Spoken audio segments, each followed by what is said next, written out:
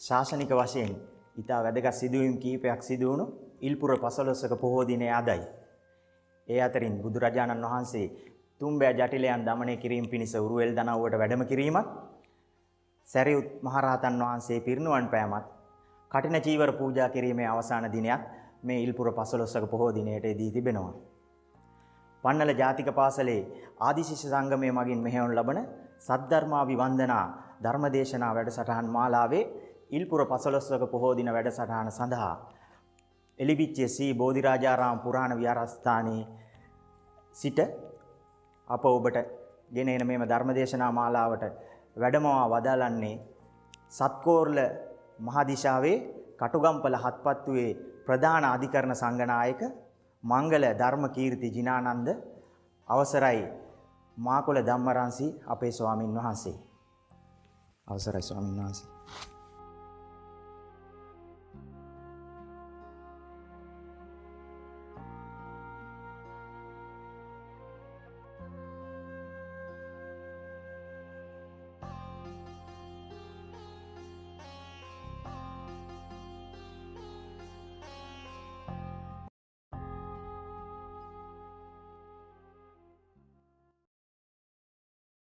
සාදුකාරයක් පවත්වන නමස්කාරය කියන්නේ පන්සිල්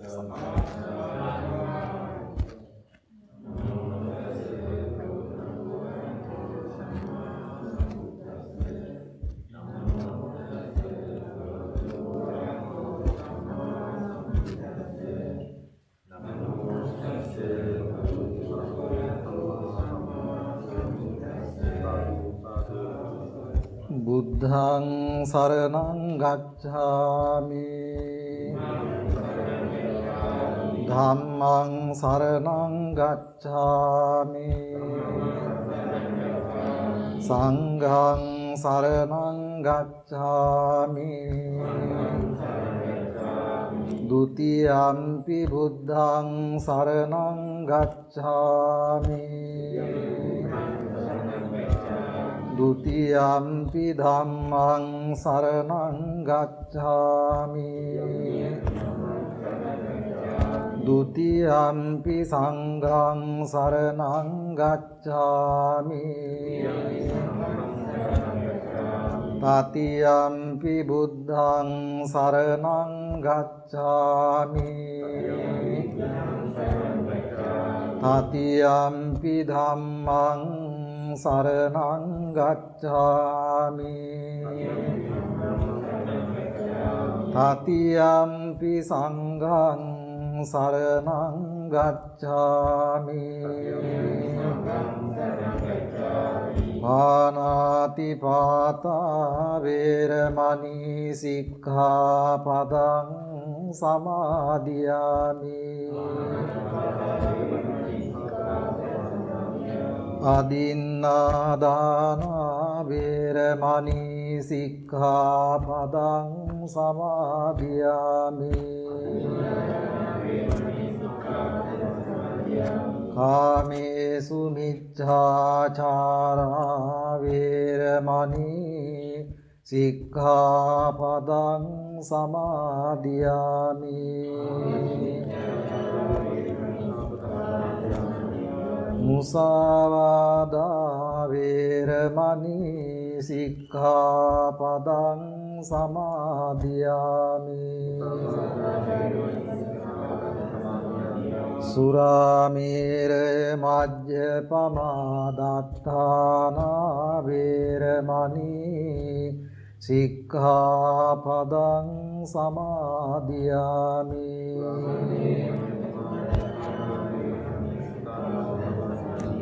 සාදු කියන්න සමන්ත චක්කවාලේසු අත්‍රා ගච්ඡන්තු දේවතා සද්ධම්මං මුනි රාජස්ස සුනන්තු සග්ග මොක්ඛදං ධම්මස්සවන කාලෝ අයං බදන්තා ධම්මස්සවන කාලෝ අයං භදන්තා ධම්මස්සවන කාලෝ අයං භදන්තා නමෝ තස්ස භගවතු අරහතෝ සම්මා සම්බුද්දස්ස නමෝ තස්ස භගවතු අරහතෝ සම්මා සම්බුද්දස්ස නමෝ තස්ස භගවතු අරහතෝ සම්මා සම්බුද්දස්ස ආචාරියෝ දක්ඛිනාදිසාති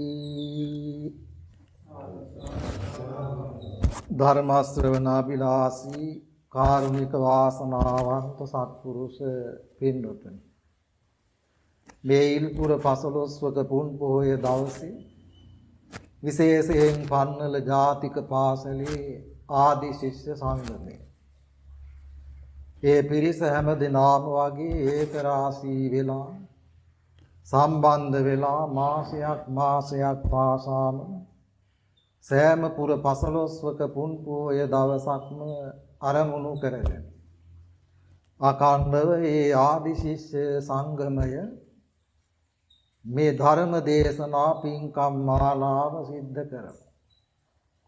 මේ ඉල්පුර පසළොස්වක පුන් පොහොය දවස කේන්ද්‍රීය කරගෙන අරමුණු කරගෙන ඒ උතුම් පොහොදා මේ ධර්ම දේශනාමය මහා පින්කම බොහෝමත්ම ගෞරවයෙන් ශ්‍රද්ධාවෙන් ඒ ආදි ශිෂ්‍ය සංගමයේ පිරිස ඒක රාශී වෙලා සම්බන්ධ වෙලා මේ කටයුත්ත සංවිධානය කරගෙන බොහෝමත්ම සැලකිල්ලකින් ඒ වගේම ලොකු ඕනෑකමකින් මේ කටයුත්ත සිද්ධ කරනවා.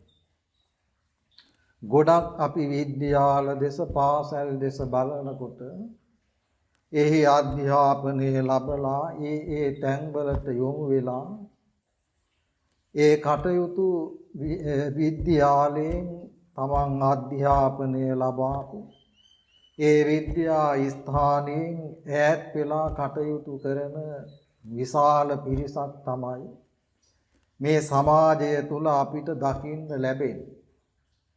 නමුත් පන්නල ජාතික පාසලේ මේ ආදි ශිෂ්‍ය සංගමය දැන් මහ ලොකු වැඩිහිටියන්ටත් ඉන්නවා දැන උගත් පිරිස. ඒ විද්‍යාලයෙන් අධ්‍යාපනය ලබාගෙන ඊට පස්සේ මේ ආදි ශිෂ්‍ය සංගමය හරහා විද්‍යාලය වෙනුවෙන් Tamanට කරන්න පුළුවන් යම් වූ මෙහෙයක් ඇත්නම් ඒ කටයුතු සිද්ධ කරනවා. දැන් අපි දන්න විදිහට පන්නල ජාතික පාසලේ ආදි ශිෂ්‍ය සංගමය බොහොම ප්‍රබලව කටයුතු සිද්ධ කරනවා.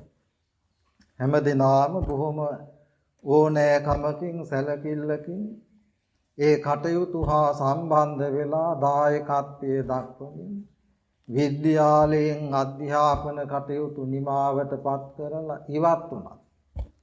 නැවත විද්‍යාලයට සම්බන්ධ වෙමින් අඛණ්ඩව ඒ විද්‍යාලය වෙනුවෙන් විද්‍යාලයේ දියුණුව වෙනුවෙන් දරුවන්ගේ උන්නතිය යහපත දියුණුව වෙනුවෙන් විවිධ පුදුමහත් කටයුතු සංවිධානය කරනවා. දැන් ඒ අතරත මේ පොහොදා මේ ධර්ම දේශනාමය පින්කම් මාලාව බොහොම සැලකිල්ලෙන් බොහොම ඕනෑකමකින් සිද්ධ කරනවා. විශේෂයෙන්ම මේ දරුවන්ගේ අධ්‍යාපන කටයුතු වල සාර්ථකත්වය මේ දරුවන්ගේ ජීවිතවල දියුණුව ප්‍රාර්ථනා කරගෙන තමයි මේ කටයුත්ත සංවිධානය කරමින් සිද්ධ කරන්නේ. මේ මාසි මේ ඉල්පුර 15වක පුන් පොහොදා එලිබිච්චිය ශ්‍රී බෝධිරාජාරාම පුරාණ විහාරස්ථානය කේන්ද්‍රීය කරගෙන මේ කටයුත්ත බොහෝම ඕනෑකමකින් සැලකිල්ලකින් සිද්ධ කරන්න. ඒ ආදිශිෂ්ට සංගමේ මූලිකත්වයෙන් ප්‍රමුඛත්වයෙන් දැනට විද්‍යාලය තුල කටයුතු සිද්ධ කරන එවැගේම අධ්‍යාපනය ලබන මේ දරුදැරියන් ජීවිතවලට ධර්මානුකූල යමක් එකතු කරන්න. ධර්මානුකූල පැත්තෙන් යමක් ඒක රාශී කරන්න තමයි මේ ධර්ම දේශනා පින්කම් මාලාවක් මේ විදිහට සංවිධානය කරමින් සිද්ධ කරගෙන ඉන්නේ. විශේෂයෙන් මේ දරුවන් දන්නවා දැන් විද්‍යාලය තුලින් පූර්ණ අධ්‍යාපනයක් මේ දරුවන්ට ලබා දෙනවා.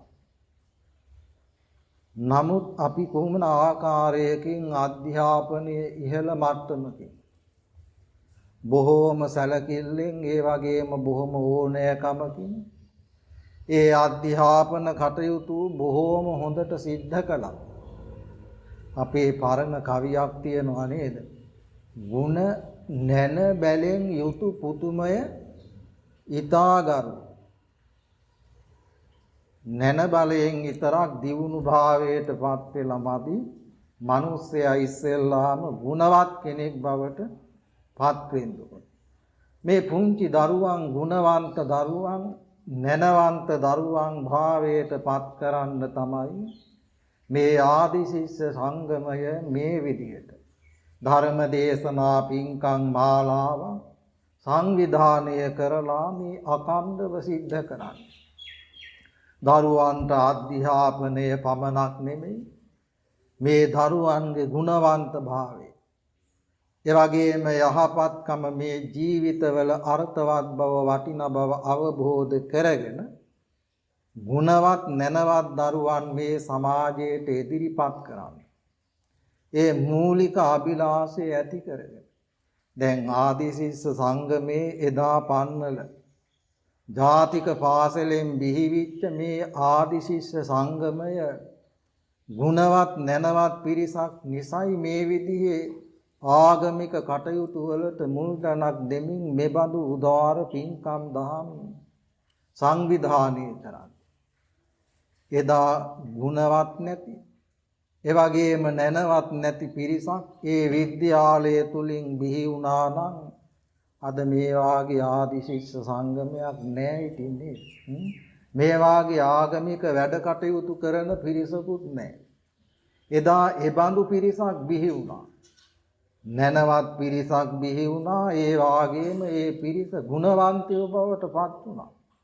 ඒ ගුණවත්කම හේතු කොටගෙන තමයි ඊළඟ පරම්පරාවටත් ඒ ගුණවන්ත භාවය ඒක රාශී කරන්න එකතු කරලා දෙන්න තමයි මේ විදිහේ උදාර ආගමික චාරිත්‍ර ධර්මයක්. ඒ වගේම මේ විදිහේ ධර්ම දේශනාමය පින්කම් දහම් මාසිකව පොහෝ දින ආරමුණු කරගෙන පිටින් පිට අකණ්ඩව මේ පිරිස සිද්ධ කරනවා. ඒ කටයුත්ත බොහෝම අගය කළ යුතු කාරණයක්. ඒ වගේම වටිනා වැදගත් කාරණයක් හැටියට මේ වෙලාවේ සිහිපත් කරන්නට ඕනකම තියෙනවා. ඒ වගේමයි විශේෂයෙන් අපි දැන් විද්‍යාල වලින් අධ්‍යාපනය ලැබලා ඒ විද්‍යාල තුලින් ඉවත් වුණයින් පස්සේ ඒහා සම්බන්ධ වෙන පිරිස ගොඩාක් දුරට අඩුයි.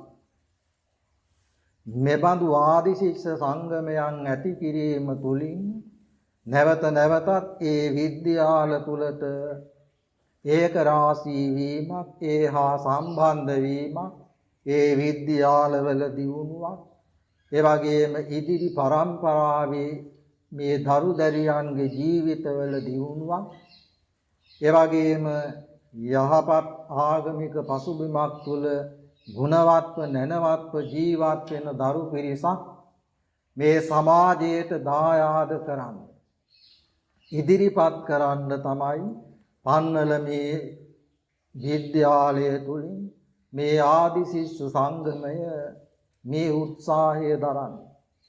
මේ විදිහේ දේශනා මාලාවන් පවත්වාගෙන ඒ කටයුතු සිද්ධ කරලා මේ පුංචි දරු දැරියන් ජීවිතවලට යමක් එකතු කරන්න. වටිනා දෙයක් එකතු කරන්න. මේ පුංචි දරුවන්ගේ ජීවිත ගුණවන්ත ජීවිත බවට පත් කරන්න. නැනවත් භාවයෙන් යුක්ත ගුණවන්ත දරු පිරිසක් මේ සමාජයට ඉදිරිපත් කරලීමේ උදාර අභිලාෂය ප්‍රාර්ථනාව පෙරදරි කරගෙන මේ වටිනා දහම් දේශනා මාලාව පින්කම මේ විදිහට සංවිධානය කරලා බොහෝම ගෞරවයෙන් ශ්‍රද්ධාවෙන් සිද්ධ කරනවා. පින්තුනි විශේෂයෙන්ම මේ පුංචි දරු දැරියන් අවබෝධ කරගත යුතු කාරණා කීපයක්ම තියෙනවා.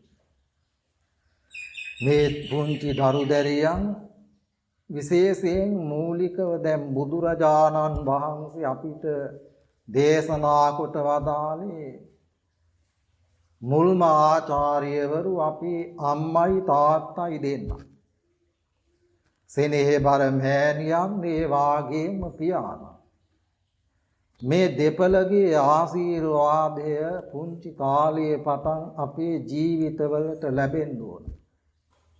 ඒ ආශිර්වාදය ලබාපු දරුවෙකුට කිසිම දවසක පින්වතුනි හානියක් වෙන්නේ. ඒක පුංචි කාලේ පටන්ම හිතට ගන්න ඕන කාරණයක්. අම්මගෙන් ලැබෙන ආශිර්වාදය තාත්තාගෙන් ලැබෙන ආශිර්වාදය මේ ලෝකේ වෙනත් කිසිම කෙනෙකුගෙන් ලබන්න පුළුවන්කමක් හැකියාවක් ශක්තියක් නැහැ. දැන් මේ පිරිස දන්නවනේ නේද මහ බෝධිසත්වයන් වහන්සේට ලෞතුරා බුද්ධ රාජ්‍ය ලබන්න සාරාංශක කල්පලක්ෂයක් සංසාරේ පාරමී ධර්මයන් සම්පූර්ණ කරලා ලෞතුරා බුද්ධ රාජ්‍යයට පත් වෙන්න පළමුවෙන්ම විවරණය ලබා දුන්නේ සෙනෙහබර අම්මා. මුහුදේ නැව බිඳුණු කලට බෝසත් අම්මා දෑතේ කරපිට හිඳවා පීනා ගොඩ දැම්මා. වේගයේ කොට පැතුව කලදී මම මතු බුදු වෙම්වා ලෝකේ පළමුව බුදුන්ට විවරණ දුන් අම්මා. සෙනෙහබර අම්මාගේ ආශිර්වාදය ලෞතුරා බුද්ධත්වයේ දක්වාම ජීවිතය ගමන් කරවන්න හේතුවක් බවට පත් වුණා. ඒ නිසා අධ්‍යාපනය ලබන පුංචි දරු දැරියන් කිසිම වෙලාවක අම්මා තාත්තා දෙන්නගේ හිත රිදවන්න හොඳ නැහැ. ඒ වගේම අම්මා තාත්තා දෙන්න කියන දේ අහලා ඒ දෙපළනි අවවාද අනුශාසනා පිළි අරගෙන ජීවිතය හදාගන්න යහපත් කරගන්න උත්සාහවත් වෙන්න ඕනේ. අද වර්තමාන සමාජයේ දිහා බලනකොට පාසල් යන දරුවෝ පවා පුංචි ළමයි පවා අම්මා තාත්තා දෙන්නගේ හිත් රිදවන සමාජ රටාවක් ස්වභාවයක් තියෙනවා. එහෙම හිත රිදවන දරුවෙක් ඉන්නවා නම් ඒ දරුවාට මේ ජීවිතය තමන් බලාපොරොත්තු වෙන ඉලක්ක කරා යොමු කරගන්න පුළුවන් කමක් නැහැ. අම්මගේ තාත්තගේ ආශිර්වාදය નિરાයාසයෙන්ම අපි ලබාගත යුතුයි ලබන්න ඕනේ. එහෙම නැත්නම් ජීවිත සකස් කරගන්න බෑ. ලෝකේ පළමුවෙනි බුදුරජාණන් වහන්සේට ප්‍රථමයෙන් විවරණය ලබා දුන්නේ සෙනෙහබර මෑණියන්. මුහුදේ දවස් 7ක් පමණ පේනලා සෙනෙහබර අම්මා රුවල බිඳුණු තැන කරපිට තබාගෙන මහ මුහුද තරණය කරලා මෙගොඩ වුණු වෙරළට පැමිණුණු අවස්ථාව. ඒ වෙලාවේදී අම්මාට පුදුම විදිහේ නිම්හිම් නැති සතුටක්. මේ අසීමිත සතුටු සිතින් සෙනෙහබර අම්මා ප්‍රාර්ථනාවක් කළා. පුතේ උඹ බුදු වේවා කියලා. එදා පටන්ම සාරාංශක කල්ප ලක්ෂයක් සසර පාරමී ධර්මයන් සම්පූර්ණ කළා ලෞතුරා ගෞතම බුදුරජාණන් වහන්සේ. බුද්ධත්වයට මේ යන ගමන් මගේ පළමුවෙන් ආශිර්වාද කළේ විවරණය ලබා දුන්නේ සෙනෙහ බර අම්මා. ඒ නිසා පින්වන්ත දරුවනි ඔබේ අම්මා තාත්තා දෙන්නාගෙත් ආශිර්වාදය ලබා ගන්න ඔබ කටයුතු සිද්ධ කරන්න ඕන. අද සමහර දරුවෝ ඉතින් ඉස්කෝලේ යවන්න ගියාම අම්මලා තාත්තලාට මහා හිරිහැරයක් කරදරයක් වෙනවා නේද? සමහර විට නොයෙක් ಜಾති දරුවෝ ඉල්ලනවා. මහා කරදරයක් බවට පත් වෙනවා. ඒ විදිහට කිසිම අවස්ථාවකදී හිත රිදවන්න හොඳ නැහැ. හිත රිදෙව්වොත් ඒ දරුවාට මට පේන විදිහට දකින විදිහට සමාජ සිද්ධීන් දිහා බලන විදිහට ඒ දරුවාට මේ ජීවිතය තුළ දියුණුවක් ලබන්න පුළුවන් කමක් නැහැ. පින්තුනි අම්මලා හදවතින්ම අපිට බොහෝම ලෙන්ගතුයි ආදරේ. අම්මගේ කටින් කියන මේ සෑම වචනයක්ම කටින් පිට වුණාට මේ වචන හදවතින් පිට වෙන්නේ. ඒකනේ බුද්ධත්වයේ දක්වා ගමන් කරන්න ශක්ති සම්පන්න භාවයටපත් උනේ. ඒ අම්මාගේ වචනය. හදවතින් බොහොම සෙනෙහසින් කරන ප්‍රකාශයක්. ඒක ලොකු ආශිර්වාදයක් අපේ ජීවිතවල දියුණුවට. සමහර විට අම්මා කෙනෙකුට අපි ලොකු මහත් වෙලා යහපතක් අවැඩක් සිද්ධ කරනවා නම් අම්මලා ගොඩාක් ඒ දරුවන්ට වෛර කරන්නේ නැහැ. නමුත් හදවතින් වෛර කළොත් ඒ වෛරයත් ඒ ද්වේෂ සහගත සංකල්පනා තුලින් දරුවන්ගේ ජීවිත විනාශ ස්වභාවයටපත් වෙනවා. මම එක උදාහරණයක් මේ ගම තුල සිද්ධ වෙච්ච එක උදාහරණයක් මතක් කරනවා පුංචි දරුවන්ගේ දැන ගැනීම පිණිස. අවුරුදු 27ක් 28ක් තරුණ මහත්මිය විහාරස්ථානයටත් නිරන්තරයෙන් යමින් එමින් කටයුතු කරනවා. අවුරුදු 20ක් 21ක් කාල පරිච්ඡේදය තුල විදේශගත වුණා. විදේශයට ගිහිල්ලා යමක් කමක් උපයාගෙන 27ක් 28ක් වෙනකොට ලංකාවට ඇවිදින් බොහොම ලස්සනට පිළිවෙලට බොහොම වැදගත් විදියට නිවසක් සකස් කරගෙන බොහොම හොඳට ජීවිතය පැවැත්තුවා. අම්මා බලකලා දැන් 27ක් 28ක් 29ක් කිට්ටු වෙන්න එනවා විවාහයක් කරගන්න. පස්සේ පින්වතුනි ඒ ආවා විවාහ කටයුතු සිද්ධ කළා. මේ විවාහයෙන් පස්සේ මේ තරුණ මහත්මයා සම්පූර්ණයෙන්ම වෙනස් වුණා. එහෙම සමහර අය වෙනස් වෙනවනේ නේද? විවාහයෙන් පස්සේ ගොඩක් අය වෙනස් වෙනවා. අම්මව නිකන් පැත්තකටම දාන ස්වභාවයකුත් තියෙනවා. ඊට පස්සේ ඉතින් තවත් ප්‍රශ්නයක් තියෙනවා නේද? නැන්ද අම්මලේලි අතරත් ප්‍රශ්න ඇති වෙනවානේ. මෙතනදි මේ ගැටලු ප්‍රශ්න මතුවුණා. මේ තරුණ දරුවා නිරන්තරයෙන්ම තමන්ගේ ඒ නෝනා මහත්මියගේ කීම් බහට අර අම්මාට හිරිහැර පීඩා කරන්න පටන් ගත්තා. දිගින් දිගටම මේ කටයුත්ත සිද්ධ කළා. හැම අවස්ථාවකදීම වගේ නිවසේ රණ්ඩු සරුවල් ඒ වාගේම ප්‍රශ්න ගැටලු විටින් විට ඇති වුණා.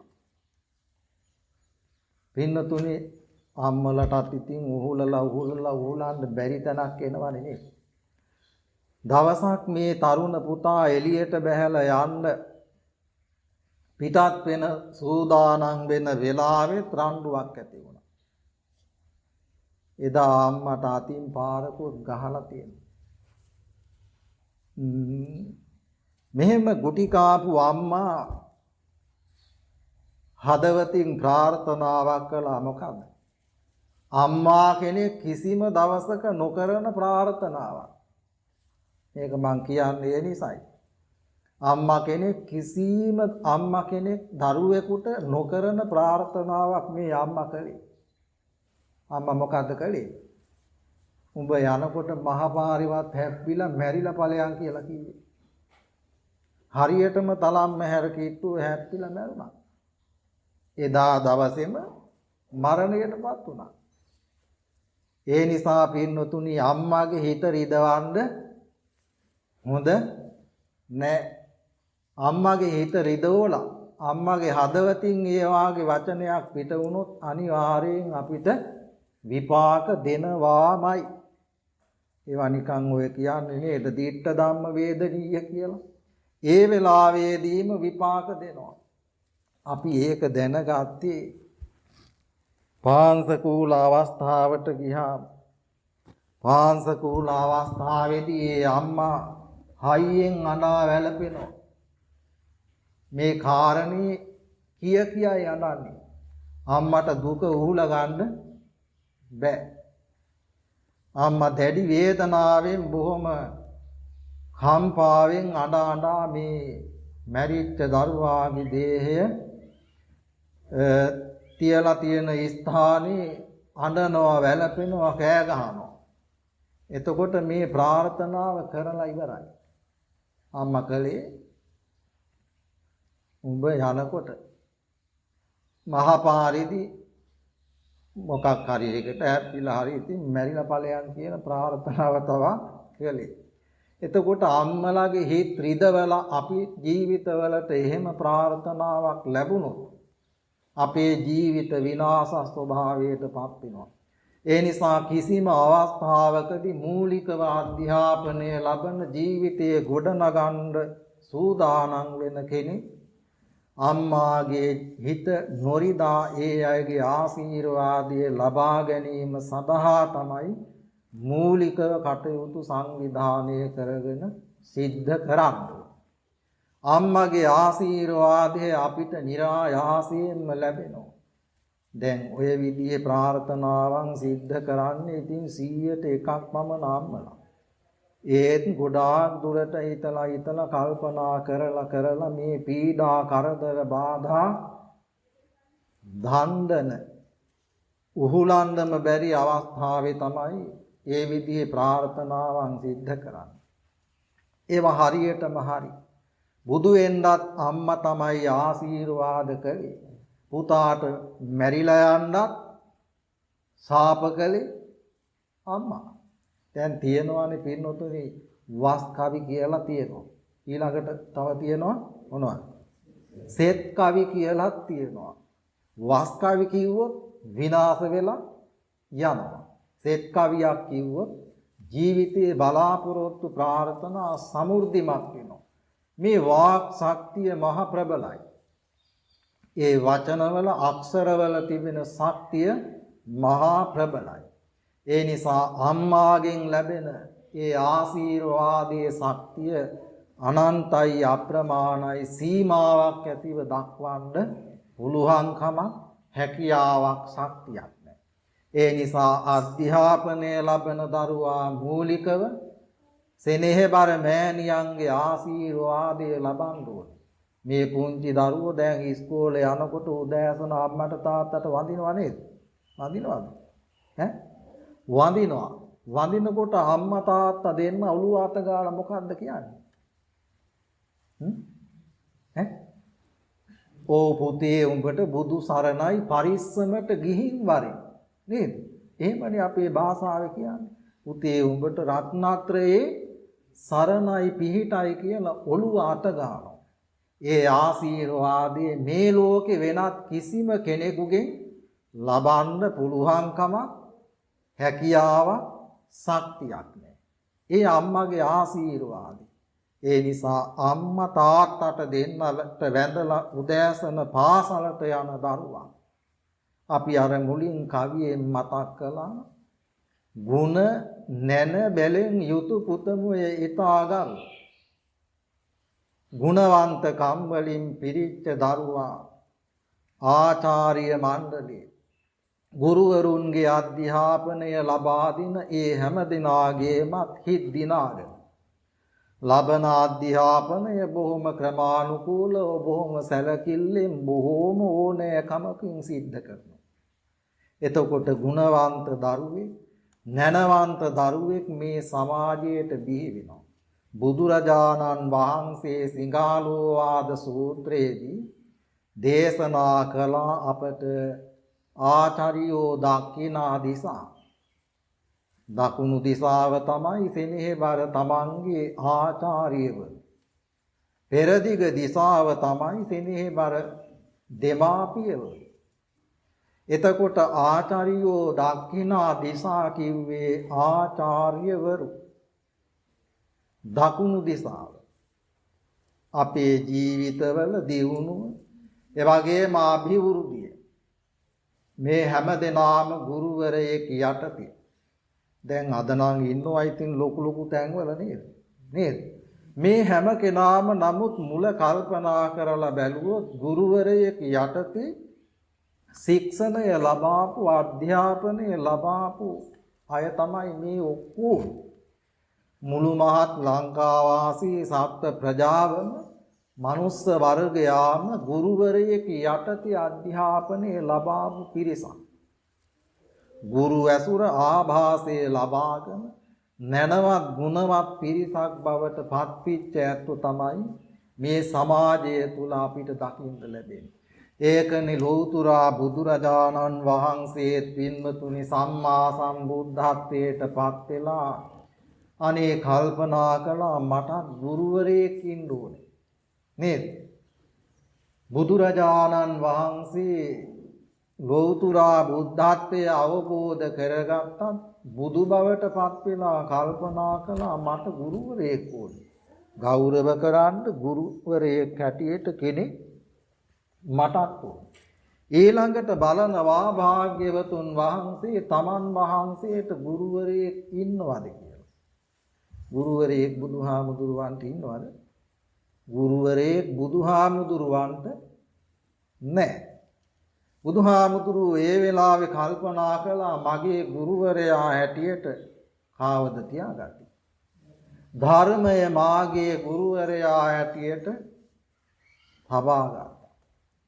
බුදුරජාණන් වහන්සේගේ ගුරුවරයා ධර්මය. ඒ ධර්මය බුදුරජාණන් වහන්සේ මුළු සත්ත්ව ප්‍රජාවටම බෙදා දෙමින් මහා සුවිශාල මෙහෙවරක් සිද්ධ කරමින් අම්මා තාත්තගේ ගුණය අපට කියා දෙමින් විශේෂයෙන් ආචාර්ය මණ්ඩලය ගුරුවරුන්ගේ ඇති වැදගත්කම වටිනාකම අපිට විවිධ සූත්‍ර දේශනා ඔස්සේ භාග්‍යවත් බුදුරජාණන් වහන්සේ විවරණය කළා පැහැදිලි කළා. ඒ බඳු දහම් පාඨයක් තමයි මම මාතෘකා කළේ. ආචාර්යෝ දක්ඛිනා දිසා. දකුණු දිග හැටියටයි ආචාර්යවරු ගුරුවරු පිළිගන්නේ. අද විද්‍යාලවල ගොඩාක් දුරට ගුරුවරුන්ට එදා හිමි වෙලා තිබිච්ච තැන අහිමි වෙලා ගිහින් තියෙනවා නේද? ඒකට හැබැයි ඉතින් දෙපැත්තම වග කියන්නත් ඕනේ නේද? දෙපැත්තම වග කියන්න ඕනේ. අද ගොඩක් දුරට අපේ ගුරුවරුන්ට ආචාර්ය මණ්ඩලයේ අයට අපි නිකම් මේ අලුත් පැටර්න් එකට සර් නේද? ටීචර් කියලානේ කියන්නේ නේද? එදා අතීතයේ මොකද්ද කිව්වේ? ගුරුතුමි නේද? ගුරුතුමිය. ඉස්කෝල මහත්තයා. ඉස්කෝලේ ඉන්න මහත්තයා. මහත් වූ ගුණයක් මහත්මා ගුණයක් තියෙන කෙනා තමයි මහත්තයා. එතකොට ඉස්කෝල මහත්තයා ගුරුතුමි. අපි බොහොම ගෞරවාන්විතව එදා අතීතයේ කතා කළා නේද? අද එහෙම කවුරුවත් මගේ ගුරුතුමී මගේ ඉස්කෝල මහත්තයා කියලා කියනවද? කටින් එහෙම පිට වෙනවද? කාගෙන්වත් මට නම් අහන්න ලැබිලා නැහැ. අපේ ඉස්කෝලේ ලොකු සෑර කියලා කියන්නේ. නේද? අපේ ඉස්කෝලේ සර් කියලා කියන්නේ. එතකොට ගුරුතුමියට කියන්නේ ටීචර් නැත්නම් දැන් නම් මිස් කියලාත් කියනවා නේද? තව ටිකක් පහළ බෑන අපි ගුණවන්තකම නේද? ඒකටත් හේතුවක් තියෙනවා හැබැයි. අද වර්තමානයේ පාසල් වල අපි විවිධ කටයුතු සඳහා සම්බන්ධ වෙනකොට බොහොම ලාබාල තරුණ පිරිසක් තමයි මේ අධ්‍යාපනය ලබා දෙන ගුරුවරු හැටියට කටයුතු කරන්නේ. එතකොට සමහර විට 11 12 13 වසරවල ඉන්න ශිෂ්‍යයෝ හාම සමානයි ඉන්න ගුරු මහත්වරු ඒ වගේම ගුරු නෝනලක් නේද? ඒ හා සමානයි. ඒ නිසා බොහොම යාලුකම් සබදකම් බොහොම සමීපව පවත්වනවා. දැන් සර් ටීචර් කියන එකත් පොඩ්ඩක් පැත්තකට ගිහිල්ලා මොකද්ද කියන්නේ? මං අහගෙන දැන් අයියා කියලා කතා කරා. ගුරුකම හැල්ලුවටම ගියා. නේද? දැන් අද මේ සමාජයේ මේ ආවහ විවාහ වෙලා ඉන්න නෝනයි මහත්තයයි දෙන්න කතා කරගන්නේ මේ සාමාන්‍ය ගොඩක් දුරට නම කියලා නේ. අද දැන් නෝනා කියන්නේ මහත්තයාට අයියේ කියලා.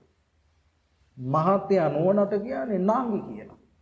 දැන් පන්සලේ ඉඳන් සමහර අය කෝල් එක දෙනවා මේ නංගි එහෙනම් අර ටික ඒ වැඩ ටික කරන්නේ නංගි කීවේ කාටද? මේ නෝනට. නංගි නෝනා. එතකොට මහත්තයා අයියා. අතන ගුරුවරුන්ගේ තියෙන ඒ ගෞරවය ඒ භක්තිය අපේ හදවතින් එදා අනේ මන්න අපිට නම් ගුරුවරයෙක් දකින්නකොටම උත්හානේන බුදුහාරව සිඟාලෝවාද සූත්‍රයේ මතක් කරලා නිකම්ම නැගිටිනවා නේද? අතීතයේ අපිට ගුරුවරයෙක් දැන් හම්බ වුණත් නිකම් මහ හිතට ලොකු අමුත්තක් දැනෙනවා. ඒක හදවතේම අපේ තියෙනවා. අද ඉන්න අය ඒක නැහැ. අද ඉන්න අය ළඟ ඒවා ගොඩක් දුරට දකින්න අඩුයි. ගුරුවරයාට තිබෙන ගෞරවය අපේ හදවත තුලින්ම හැම අවස්ථාවකදීම තිබුණා. ඒ ගුරු ගෞරවය ගුරුවරයාට තියෙන භක්තිමත් බව ගුරුවරයා එනකොටම අපි උත්හානේන ඉක්මනින්ම නැගිටිනවා නේද? නැගිටිනවා. දැන් සුබ උදෑසනක් වේවා කියා හිටපු අය දැන් මොකද්ද කියන්නේ උදේ පාන්දර? good morning කියනවා නේද? ඒවා අපිට හරියන්නේ. ඒවා අපි එකතු කරගන්න අපේ ජීවිතවලට අපේ පිරිහීම මිසක් දියුණුවක් නම් මන්නම් හිතන්නේ ලබන්න අමාරුයි. නේද? විදේශීය දේවල් අපි හොඳයි කියලා ගත්තට ඉතින් ඔය good morning කියන එක සුබ උදෑසනක් කිව්වනම් කොච්චර හොඳද? නේද? එහෙම නේද? එතකොට මම මේ ගියා බලංගොඩ දිහා පන්සලකට. බණකට රැ වෙනවා එන්න විදිහක් නැහැ. පස්සේ පන්සලේ නායක හාමුදුරුවෝ මතක් කළා ඉතින් නතර වෙලා යන්න කියලා. උදේ පාන්දර මේ 5:00ට 6ට විතර හයියෙන් කෑ ගහනවා. තෙරුවන් සරණයි සුබ උදෑසනක්. තෙරුවන් සරණයි සුබ උදෑසනක් කියනවා. මම වටපිට ගිහින් බැලුවා ඇහැරිලා බලනකොට කූඩුවක ඉන්නවා මොකෙන්ද මේ මොකෙන්ද උට කියන්නේ මේ ගිරවෙක් නෙමෙයි මොකද මේ සැලලිහිණියේ. සැලලිහිණිය හැමදාම උදේ පාන්දර තෙරුවන් සරණයි සුබ උදෑසනක්.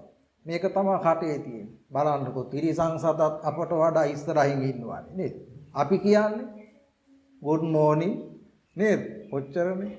අපේ ජීවිත පින්නතුනි මේ වාගේ ආభాස ලබන්න පිරිහෙනවා මිසක් දියුණුවක් නම් ලබන්න පුළුවන් කමක් හැකියාවක් ශක්තියක් නෑ.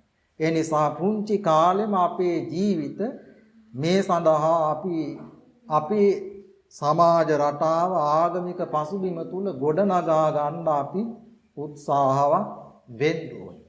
එහෙම නොවුනොත් අපි දිනෙන් දින පිරිහෙන જાතියක් බවට පත් වෙනවා. දැන් ඉතින් ගන්නම දෙයක්වත් නැහැ ඉතින් නේ. දැන් නැත්තටම නැති වෙලා.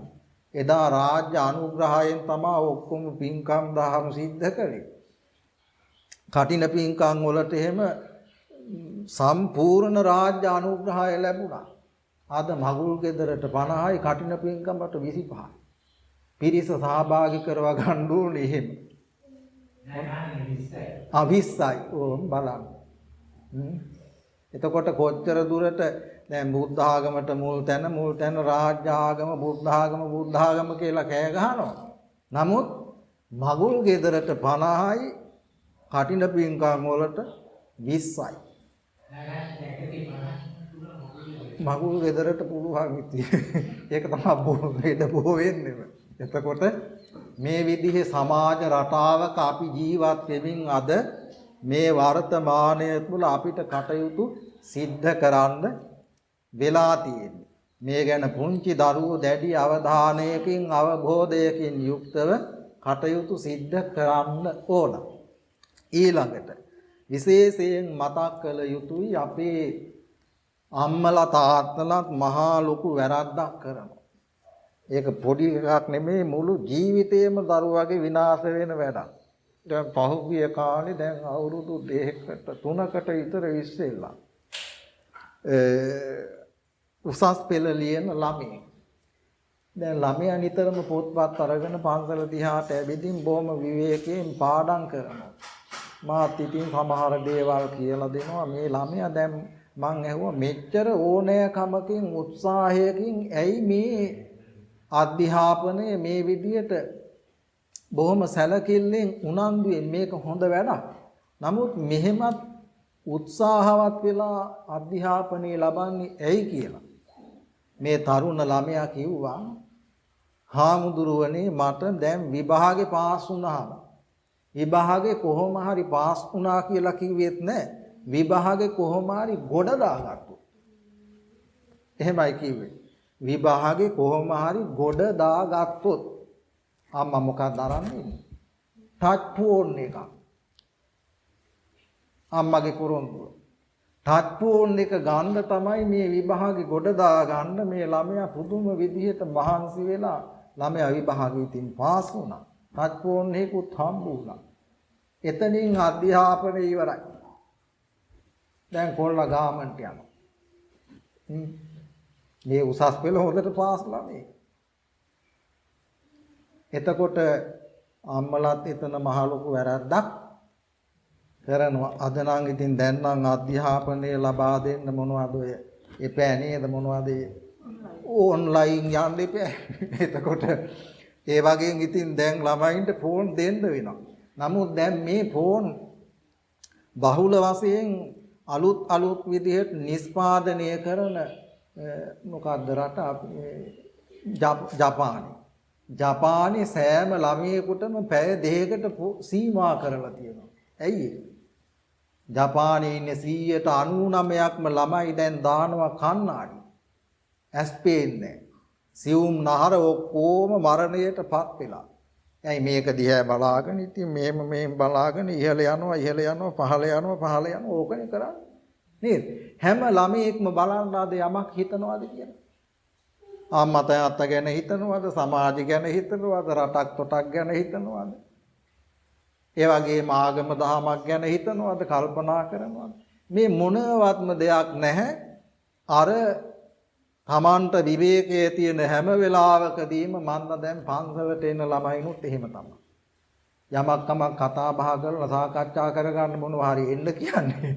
ආවයින් පස්සේ අරක දිග අරගෙන ඔහොම කර මේකේ වැඩ. මං සමහර අවස්ථාවලට නැගිටලා යනවා. ඉතින් වැඩක් නෑ නේද? තේරුමක් නෑ. සමහර අවස්ථාවල මොනවා හරි කතා බහ කරගන්න ආපුවාම අරක වැඩ.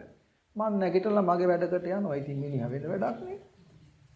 එහෙම විදිහට ළමයා තරුණයා ආද පිරිහීමටපත් වෙලා යමක් හිතලා කරන්න පුළුවන් මානසික මට්ටමක් ඇත්තේම නෑ නේද? මකුළු දැලක් කඩාපන් කිව්වොත් එහෙම මකුළු දැල බිට්ටියේ ගානවා. කඩනවා නෙමෙයි ගානවා ඒක. එච්චරටවත් දැනීමක් නැති සමාජ පිරිසක් ඉදිරියේදී අපිට හම්බ වෙන්නේ. බොහොම අමාරුයි ආදිශීෂ සංඝම් ඇදගෙන යන්න හරිම අමාරු වෙනවා.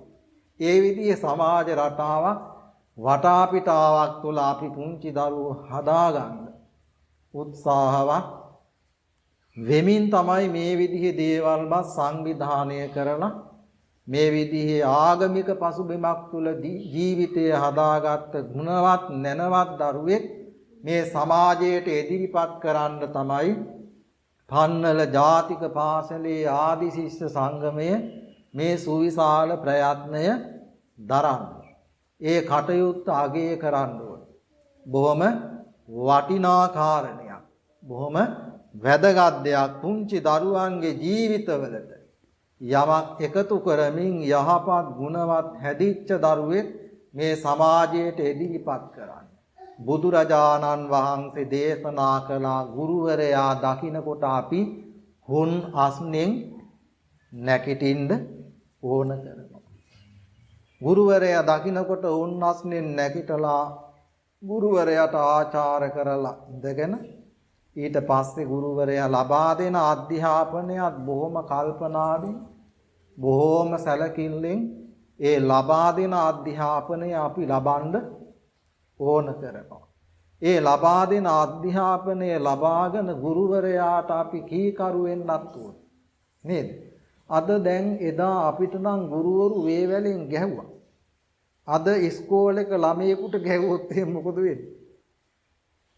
ඈ? මානව හිමිකම් යනවා. නේද? එදා ගුරුවරු මගේ අම්මේ මටත් ගහලා තියෙනවා. එදා හිටිය ගුරුවරු අපිට ගැහුවා. කන මිරිකනවා. කනට ගහනවා. වේවැලෙන් ගහනවා. නේද? සමහරු පොලිමට තියලා අතාල්ලන්න කියලා එහෙමත් ගහගෙන යනවා. අද කිසිම ගුරුවරයෙකුට පුළුවන් ද ළමයෙකුට දඬුවමක් කරන්න? දඬුවමක් කරන්න බෑ. එහෙම වුණොත් එහෙම සමහර විට අම්මලාත් එන්නේ කැටි පොළු අරගෙන නේද? අපේ ළමයට ගහන්න පුළුවන් ද එහෙම කියලා එහෙමනේ නේද? අම්මලා ටිකක් බුද්ධිමත් වෙන්න ඕනේ දරුවට ඇයි ගැහුවේ කියන කාරණේ හොයන්න ඕනේ නේද? අම්මලා එහෙම කලබල වෙලා බෑ. එතකොට එදා අතීතයේ අපිට ගහලා බැනලා ඒ විදියට හදපු නිසා ඉතින් යාන්තම් ජීවිතේ හොඳින් පවත්වාගෙන යන්න පුළුවන්කම ලැබිලා තියෙනවා. ඔය කතාවක් තියෙනවනේ නේද? ගැමි වහරේ මොකද්ද මේ කූරු නොගා හදන හොද්ද? ඔය තියෙනව නේද එහෙම? ඈ? තියෙනව නේද?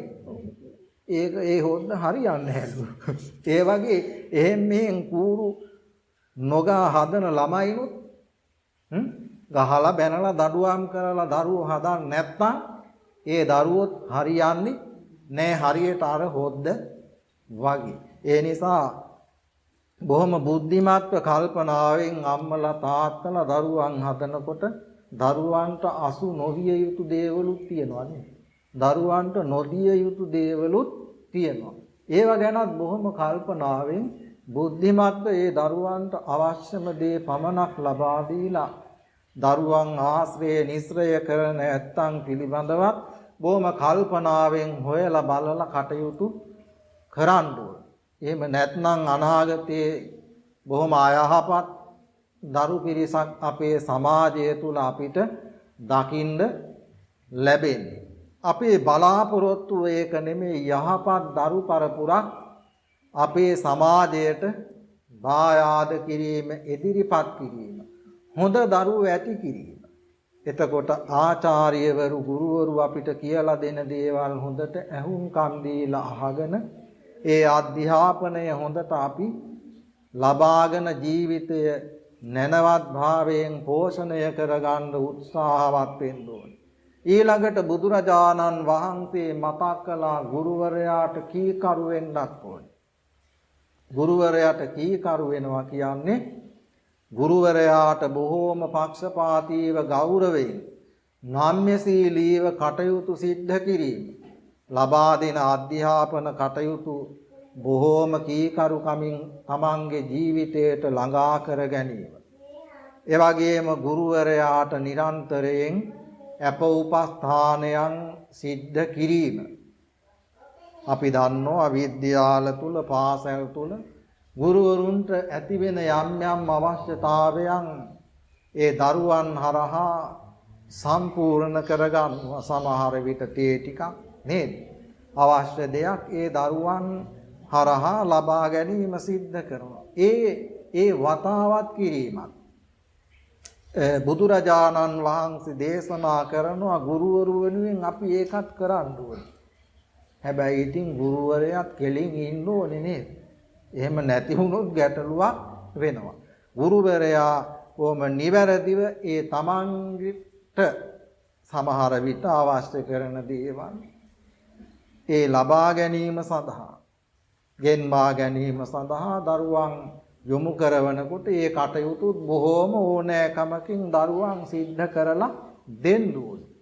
ඒ විදිහට ගුරුවරයා වෙනුවෙන් අපි යුතුයකම් දහම් ඉටු කරනකොට ගුරුවරයා අපිටත් අධ්‍යාපනය බොහොම හොඳින් ලබා දෙමින් අපේ ජීවිත දියුණු කරන්න.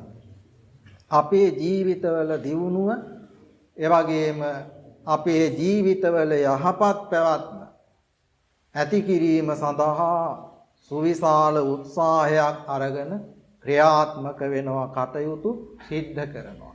එනිසා බොහොම කල්පනාවෙන් නුවණින් යුක්තව ගුරුවරුන්ගේ අවවාද අනුශාසනා ලබාගෙන ආචාර්ය මණ්ඩලයේ අවවාද අනුශාසනා ලබාගෙන දරුවන් හොඳ දරුවන් බවට පත් වෙන්න මේ ගුණධර්ම ජීවිතයට ඇතුළත් කරගෙන අම්මාගේ හිත කිසිම දවසක නොරිඳවා නේද? කවියක් තියෙනවනේ නේද? ගුරු සිත නොරිඳවා නේද? ගුරු සිත කවදාක්වත් රිදවන්න එපා.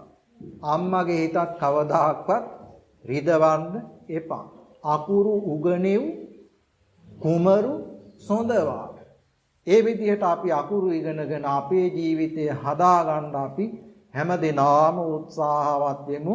පන්නල ජාතික පාසලේ ආදි ශිෂ්‍ය සංගමය එකතු වෙලා මේ දහම් දේශනා පින්කම් මාලාව දියත් කොට මේ දරුවන් ගුණවන්ත නැනවන්ත දරු පිරිසක් බවට පත් කරන්න මේ දරණ සුවිශාල උත්සාහය ඒකාන්තයෙන්ම තුනුරුවන්ගේ ආශිර්වාදයෙන් සාර්ථක වේවා කියන ආසිංසනය මේ වෙලාවේ ඉදිරිපත් කරමින් ධර්ම දේශනාව නිමාවට පත් කරනවා. දෙවියෝ මේ පින් අනුමෝදන් වේවා. මියගිය අයත් මේ පින් අනුමෝදන් වේවා. දුකින් නිදහස් වේවා. නිවනින් සැනසේවා කියලා සාදු කියන්නේ. ඔබ හැමතත් මේ උදාර පුණ්‍ය ධර්මයන්ගේ ආශිර්වාදයෙන් සිතක් සාන්තියක් යහපතක් අභිවෘද්ධියක් දියුණුවක් සදා සැනසීමක්ම වේවා කියලා සාදු කියන්නේ.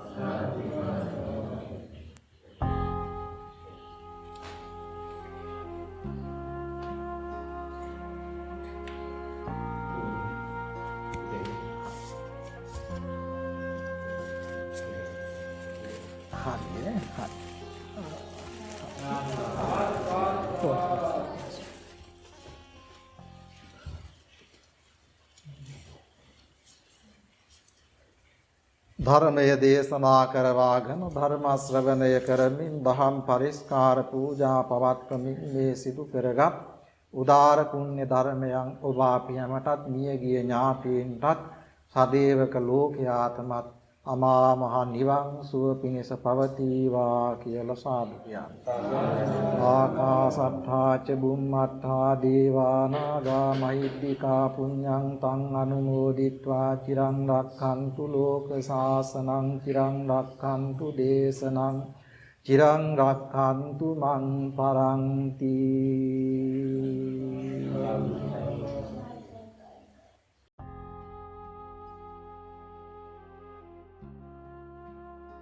අද ඉල් පොහෝ දින ධර්මදේශනා මාලාව ගෙනාවේ එලිබිත්තිය ශ්‍රී බෝධිරාජාරාම පුරාණ විහාරස්ථානයේ සිටයි.